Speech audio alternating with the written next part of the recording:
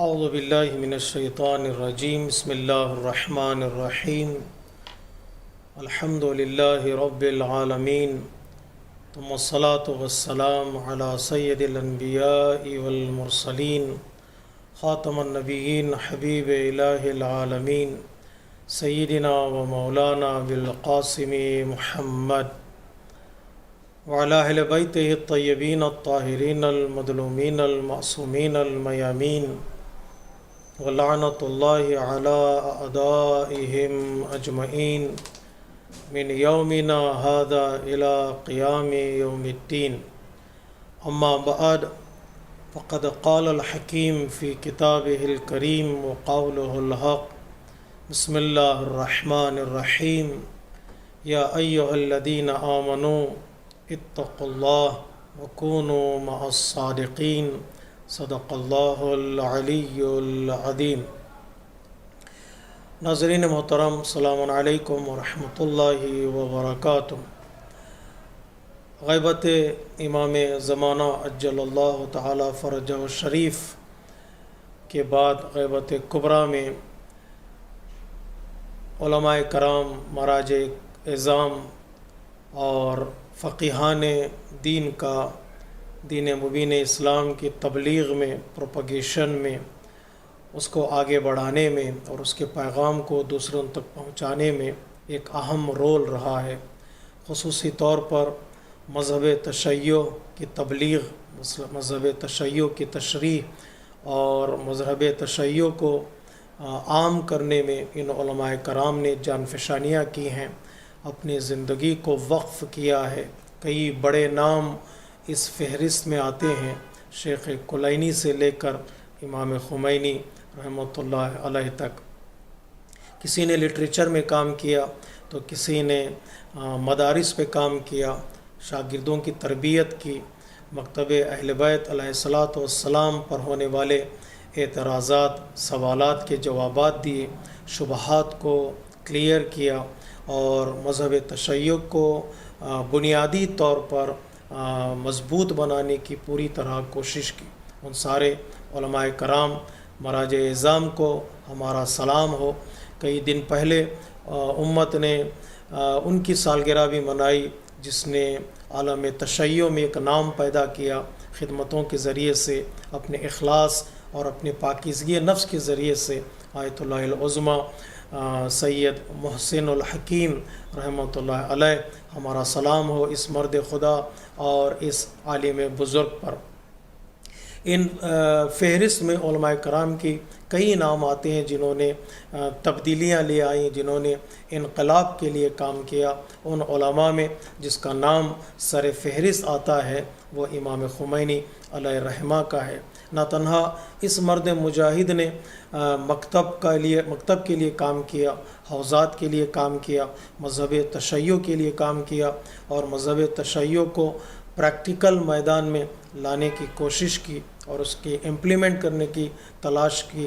تو اس مرد خدا نے اس پیغام کو حوزات علمیہ سے نکال کر عالم اسلام تک پہنچایا اور عالم اسلام کے ذریعے سے یہ پیغام ساری دنیا کے گوشے گوشے تک پہنچایا.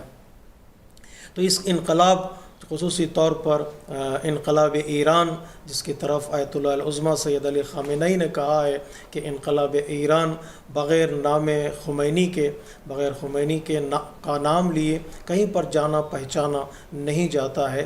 تو اس انقلاب ایران کے ساتھ امام خمینی کا نام جڑا ہے. اس بیداری کے ساتھ، اس شعور اور اویئرنیس کے ساتھ اس مرد مجاہد کا نام جڑا ہے. تو جہاں بھی ہم بات کرتے ہیں انقلاب ایران کی اور انقلاب ایران کے اثرات کی تو امام خمینی کا نام ضرور آتا ہے. یہ انقلاب اس اعتبار سے بھی یونیک ہے کہ ہمارے لیے خصوصی طور پر ہم نے علامہ مجلسی کے کام کو پڑھا ہے، دیکھا نہیں، سنا ہے، دیکھا نہیں. علامہ حلی کے کاموں کو ہم نے پڑھا ہے لیکن مشاہدہ نہیں کیا. لیکن اللہ تبارک و تعالیٰ نے ہمیں اس صدی میں 20ویں صدی اور 21ویں صدی میں ہم یہ توفیق عطا کی کہ ہم ایک عالم دین اور ایک عالم میں دین کے کام کو اپنے آنکھوں سے دیکھیں اور اس کا مشاہدہ کریں اور اس کو پڑھیں اور اس کا احساس کریں۔ ایک بہت بڑی چیز ہے ہمارے لیے کہ ہم کس طرح اس انقلاب کو اور اس امام خمینی کے کاموں کو دیکھتے ہیں، سمجھتے ہیں اور آگے بڑھاتے ہیں۔ تو اس اعتبار سے بھی یہ انقلاب ہمارے لیے ایک نمونہ ہے اور ایک اسوہ ہے کہ ہم اس کو اسٹڈی کریں، خصوصی طور پر امام خمینی کے کاموں میں سے ایک کام سمجھیں، اس کو ایک مرجع تقلید کا کام اگر اس نگاہ سے دیکھا جائے تو ہمیں بہت ساری چیزیں سمجھ میں آتی ہیں۔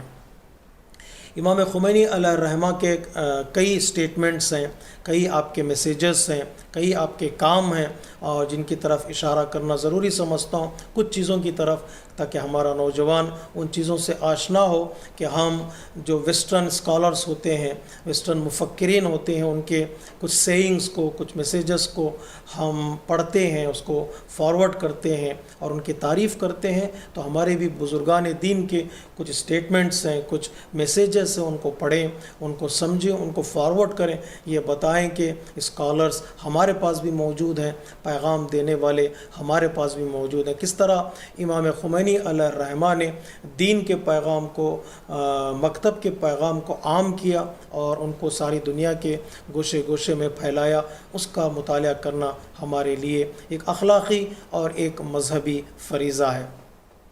کچھ جملے، 5 جملے ہیں امام خمینی علیہ الرحمہ کے جن کے جو انقلاب لے آتے ہیں کسی بھی ملک میں اور کسی بھی شہر میں اور کسی بھی کمیونٹی میں، اس لیے کہ ہم کمیونٹی کی بات کریں، شہر کی بات کریں، تب بھی یہ جملات اور یہ سینگس آپ کے ایک انقلاب لانے کے لیے کافی ہیں۔ ان میں سے پہلا جملہ جو تقوی الہی سے مربوط ہے، جو ہمارے انفرادی زندگی سے جس کا رابطہ ہے، وہ یہ کہ آپ کہتے ہیں در محضر خدا گناہ نہ کنید۔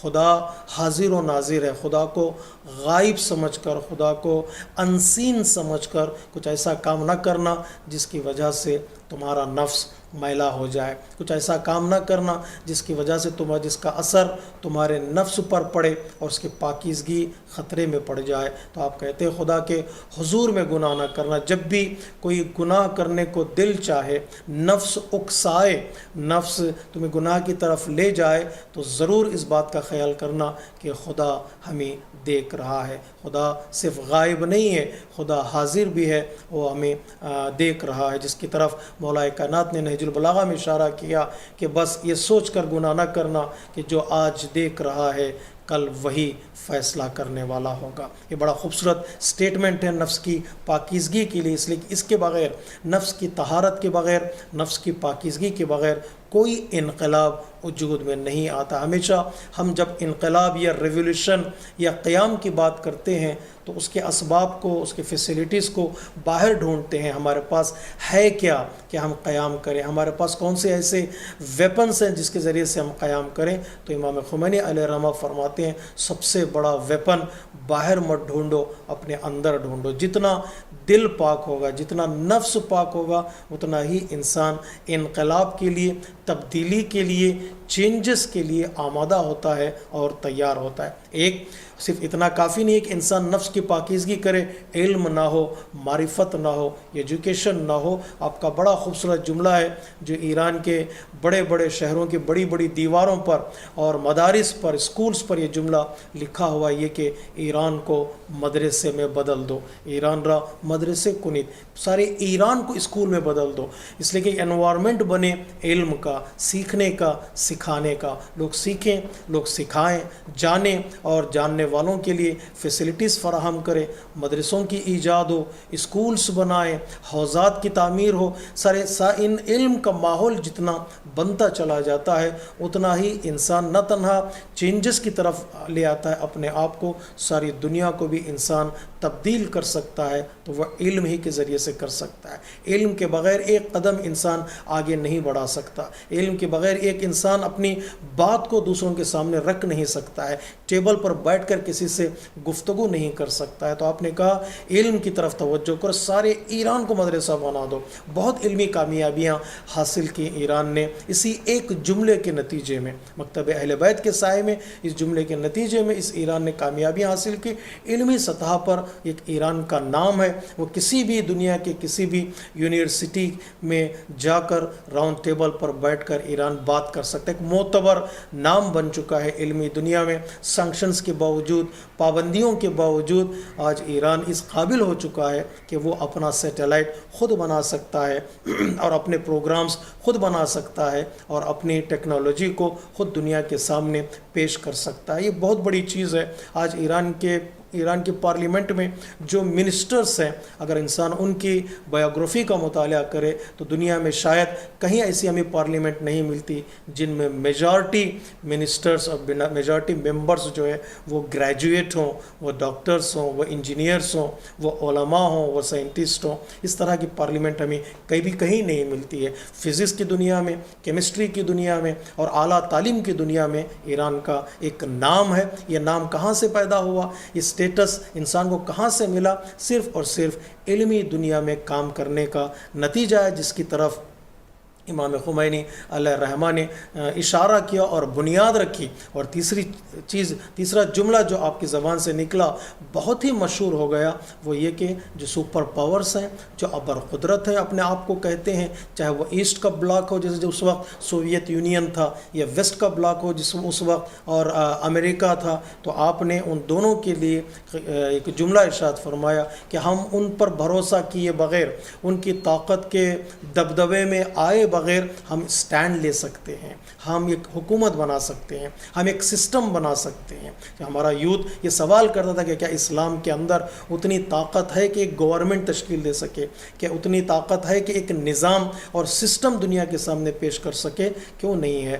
آغائے مرحوم باقر الصدر نے بینکنگ سسٹم پر کتاب لکھ کر بتایا کہ اسلام کے اندر وہ قابلیت اور وہ ایبیلٹی موجود ہے کہ وہ دنیا کے سامنے ایک سسٹم بنا کر پیش کر سکتی ہے۔ تو باقر الصدر نے نمونہ پیش کیا، امام خمینی علیہ الرحمہ نے پریکٹیکل طور پر ایک گورنمنٹ، اسلامک گورنمنٹ قائم کر کے بتایا۔ اسلام کے اندر وہ پوٹینشیل بھی ہے اور وہ ایبیلٹی بھی ہے کہ چاہیں تو ہم اس کو میدان میں لا سکتے ہیں اور اس کو امپلیمنٹ کر سکتے ہیں، نہ تنہا امپلیمنٹ کر سکتے ہیں، دوسروں ملکوں کے لیے ایک رول ماڈل بھی بن سکتے ہیں۔ دنیا کے عالم اسلام کے دنیا کے جو اسکالرس ہیں ان کی باتوں کو ہم سنیں، وہ ایران کے بارے میں کیا کہتے ہیں، ان کے سٹیٹمنٹس کا مطالعہ کریں۔ علامہ مودودی سے لے کر انڈیا کے بڑے بڑے جو اسکالرس ہیں ان کا مطالعہ کریں تو یہی کہتے ہیں کہ ایران کا انقلاب جو ہے وہ اپنے پیروں پر کھڑا رہا، استقامت اس کے اندر تھی، صبر اس کے اندر تھا، ٹالرنس تھی ان کے اندر، تو انہوں نے وہ کامیابی انہوں نے حاصل کی۔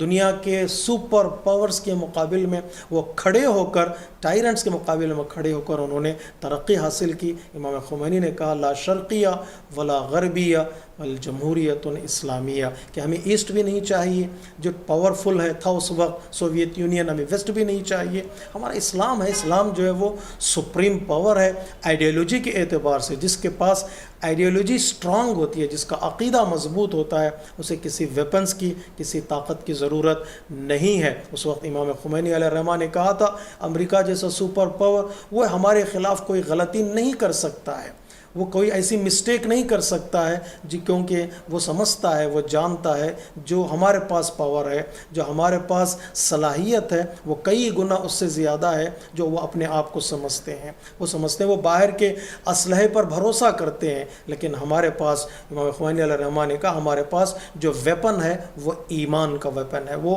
عقیدے کا ویپن ہے، یا میں اپنے خطابت کے لہجے میں کہوں، امام خمینی علیہ الرحمہ نے کہا ہمارے پاس کربلا ہے، ہمارے پاس محرم ہے، ہمارے پاس سفر ہے۔ اس لیے آپ نے کبھی اپنے انقلاب کو اپنی ذات سے یا ایرانیوں سے آپ نے منسلک نہیں کیا۔ جب بھی آپ نے خطاب کیا لوگوں سے یہی کہا کہ یہ ہمارا انقلاب، یہ ہمارا قیام، یہ ہماری کامیابی، یہ محرم و سفر کا نتیجہ ہے، یہ در حقیقت عزاداری کا نتیجہ ہے۔ جس قوم کے پاس، جس مکتب کے پاس، جس کمیونٹی کے پاس کربلا ہو، پھر اسے کسی اور چیز کی ضرورت نہیں ہے۔ تشنگی میں بھی، پیاس میں بھی، سانکشنز میں بھی، پابندیوں کے باوجود بھی وہ قوم کامیاب ہو سکتی ہے۔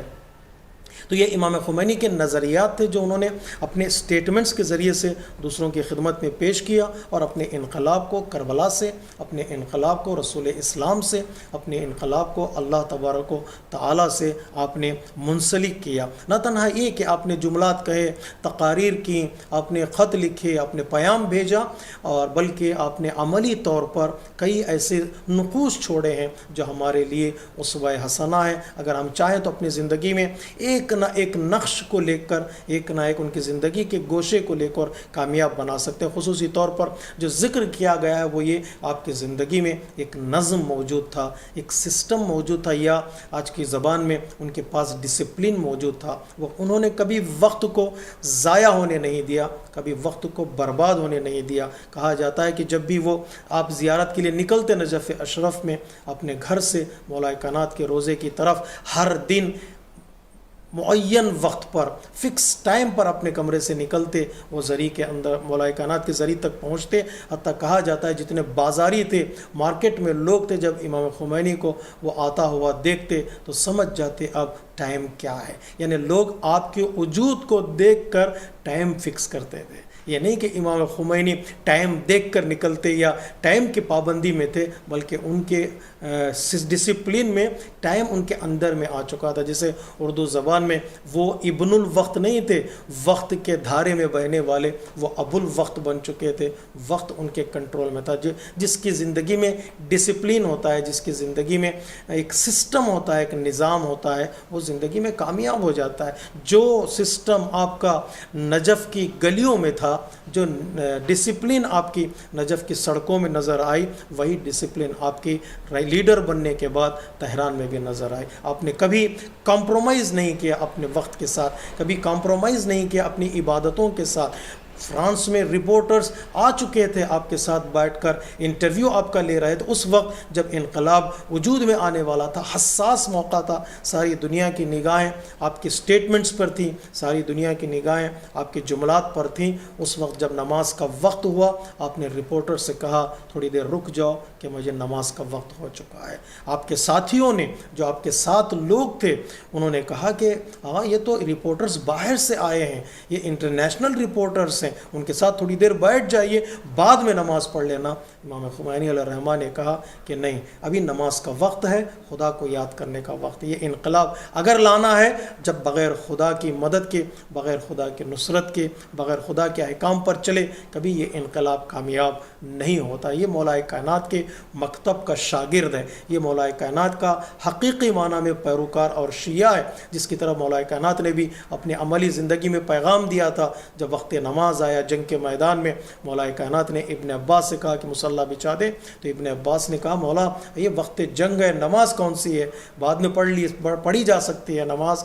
تو مولا کائنات نے ابن عباس سے کہا تھا ہم جہاد کر کیوں رہے ہیں، ہم جنگ کیوں کر رہے ہیں؟ اسی نماز کے وقت کو بچانے کے لیے، اسی نماز کی عزت اور اس کے احترام کو بچانے کے لیے ہم جنگ کر رہے ہیں۔ ہم خود نماز کی طرف توجہ نہیں کریں گے تو پھر جنگ کا کوئی فائدہ نہیں ہوگا۔ تو آپ نے عملی طور پر ایک بتایا، ڈسپلن ہونا چاہیے، اللہ کی عبادتوں کی عزت اور ان کے بھرم کا خیال ہونا چاہیے۔ یہ نہیں کہ آپ باہر کی دنیا میں کامیاب تھے، سسٹم کا جو باہر کی دنیا میں کامیاب تھے، آپ اپنی انڈیویجول لائف میں آپ کامیاب تھے، اللہ کے ساتھ آپ کا کنیکشن، اللہ کے ساتھ آپ کا رابطہ، اس میں بھی آپ کامیاب رہے۔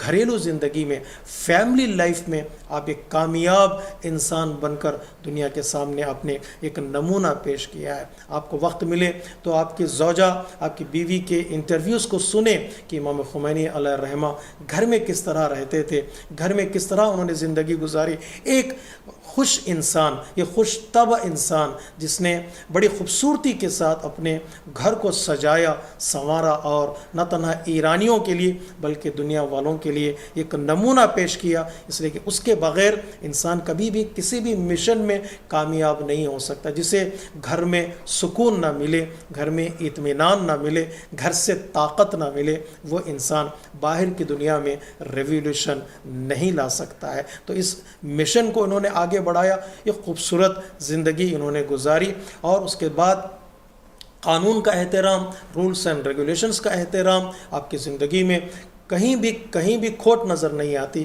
کہیں بھی کمی نظر نہیں آتی، حتیٰ یہاں تک علماء کے احترام میں آپ نے کبھی کمی نہیں کی۔ میں نے اشارہ کیا تھا کسی تقریر میں آپ کے آیت اللہ بروجردی کے انتقال کے بعد جب آپ کی توضیح المسائل چھپی اور آپ کی توضیح المسائل پر آپ کے لیے ایک ٹائٹل لکھا گیا، وہ ہے زعیم الحوزات العلمیہ، کہ آپ لیڈر ہیں حوزات علمیہ کے، آپ رہبر ہیں، تو امام خمینی علیہ الرحمہ نے کہا اس زعیم کا لفظ یہاں سے نکال دیا جائے، اس لیے کہ نجف میں زعیم آیت اللہ العظمیٰ سید ابو القاسم الخوئی کو کہا جاتا ہے۔ جب ایک مرجع کو زعیم کا ٹائٹل دیا جا چکا ہے تو پھر دوسرے مرجع کے لیے یہ مناسب نہیں ہے کہ وہی ٹائٹل لکھا جائے۔ یہ احترام کیا آپ نے علماء کا، علماء کے مقام کا، مراجع کرام کا اور مراجع کرام کے وجود کا آپ نے ریسپیکٹ کیا، آپ نے احترام کیا، رولز اینڈ ریگولیشن کی ریسپیکٹ کی۔ کوئی قانون آپ کی زندگی میں ٹوٹتا ہوا نظر نہیں آتا۔ علماء کرام کی آپ نے عزت کی، اہل بیت علیہ الصلاۃ والسلام کے نام سے بچھی جانے والی فرش کی آپ نے عزت کی، آپ کے آنکھوں سے نکلنے والے آنسوؤں کی آپ نے ریسپیکٹ کی۔ یوں آپ نے ریسپیکٹ کا طریقہ، عزت کا طریقہ دنیا والوں کو بتایا، تو پروردگار عالم نے آپ کی عزت کو بڑھا دیا، آپ کی ریسپیکٹ کو بڑھا دیا، آپ کے احترام کو بڑھا دیا۔ دنیا سے گوشے گوشے سے آنے والے طالب علم جب آپ کا نام سنتے ہیں، آپ کا تذکرہ سنتے ہیں، تو وہ ان کے آنکھوں سے آنسو نکل پڑتے ہیں۔ یہ احترام پروردگار عالم لوگوں کے دلوں میں ڈال دیتا ہے، اس لیے کہ اللہ تبارک و تعالیٰ کا یہ وعدہ ہے قرآن مجید میں، جو ایمان کے راستے پر، عمل کے راستے پر چلتے ہیں، ہم ان کی محبت لوگوں کے دلوں میں ڈال دیتے ہیں۔ یہ محبت پیسوں کے ذریعے سے، یہ محبت حکومت کے ذریعے سے، یہ محبت دبدبے کے ذریعے سے، گورنمنٹ کے ذریعے سے حاصل نہیں کی جا سکتی۔ یہ محبت اپنے کردار اور اپنے اخلاق، بلکہ اپنی محبت کو دکھا کر دوسروں سے محبت کو حاصل کیا جا سکتا ہے۔ اس مرد خدا نے اخلاص کے ذریعے سے، استقامت کے ذریعے سے، اطمینان کے ذریعے سے، اللہ سے اپنے رشتے کو مضبوط کرنے کے ذریعے سے دنیا والوں کے لیے ایک مثال قائم کی کہ مکتب اہل بیت کا شاگرد اس مقام تک پہنچ سکتا ہے۔ تو اندازہ لگائیے جس مکتب کا شاگرد خمینی جیسا انسان ہو، اس مکتب کے امام کیسے ہوں گے۔ در حقیقت ایسے بزرگوں کا چہرہ، ایسے بزرگوں کا کردار، ایسے علماء کا کردار، ان کا اخلاق، ان کی ڈسپلن، ان کا بیہیویئر ہمیں امام زمانہ کی یاد دلاتا ہے۔ یہ وہ چہرے دیکھیں گے تو ہمیں چہرے یہ ہدایت کریں گے، اس ڈائریکشن کی طرف لے جائیں گے جس ڈائریکشن میں امام زمانہ اجل اللہ تعالی فرجہ الشریف ہیں۔ اس لیے کہ یہ ستارے ہیں، دین کے آسمان پر کھلنے والے ستارے ہیں۔ جب ستارے چمکنا شروع ہوتے ہیں تو ستارے ہمیں راستہ دکھاتے ہیں اس چاند کی طرف جو ان ستاروں کو روشنی بخشتا ہے، ان ستاروں کو نور عطا کرتا ہے۔ تو یہ علماء کرام ہمیں امام زمانہ کی یاد دلاتے ہیں، اماموں کی یاد دلاتے ہیں، ان کا مقام کتنا بلند تھا۔ یا کسی بزرگ شاعر کے بقول یہ ابھی انقلاب کی آہت ہے، ابھی انقلاب کہاں ہے؟ یہ انقلاب کی ابتدا ہے، ابھی مکمل اور کمپلیٹ انقلاب آنے والا ہے۔ وہ در حقیقت ظہور امام کے بعد وہ انقلاب ساری دنیا میں نظر آئے گا۔ ابھی تو دنیا نے عدالت کا مزہ چکھا ہے، ابھی ٹیسٹ انہوں نے دیکھا ہے کہ عدالت کسے کہتے ہیں، انصاف کسے کہتے ہیں، مستضعفین کی سپورٹ اور حمایت کسے کہتے ہیں، غریبوں کا خیال کسے کہتے ہیں، یتیموں کی ہمدردی کسے کہتے ہیں، جو مظلوم ہیں ان کی سپورٹ کسے کہتے ہیں۔ ابھی تو امام خمینی کے اس انقلاب نے انہیں صرف چکھایا ہے کہ مزہ کیا ہے، ظالم کے خلاف کھڑے ہونے میں لذت کیا ہے، انہوں نے صرف دکھایا ہے۔ حقیقی معنوں میں انقلاب ایک بڑا انقلاب آنے والا ہے، جس انقلاب میں انسان محسوس کرے گا کہ دین کا مقام، دین کا مرتبہ، عدالت کا مقام اور عدالت کا مرتبہ کیا ہے۔ اس انقلاب کے اثرات کو ہم نے دیکھا اور آج دیکھ رہے ہیں کہ اس انقلاب کے اثرات ساری دنیا میں پھیلے ہوئے ہیں، جس کے پیچھے امام خمینی کا اخلاص موجود ہے اور آپ کی سنسیئرٹی موجود ہے۔ دعا کرتے ہیں کہ انقلاب جو 40 سال سروائیو کر چکا ہے، آزاد ہو چکا ہے اور اپنے آپ کو نجات دے چکا ہے، کہ اس سلسلہ یہ انقلاب کا آگے بڑھتے رہے۔ اللہ اس انقلاب کو، امام خمینی کے اس نام کو محفوظ رکھے اور ان دونوں کو امام زمانہ کی حکومت سے متصل کر دے۔ السلام علیکم ورحمۃ اللہ وبرکاتہ۔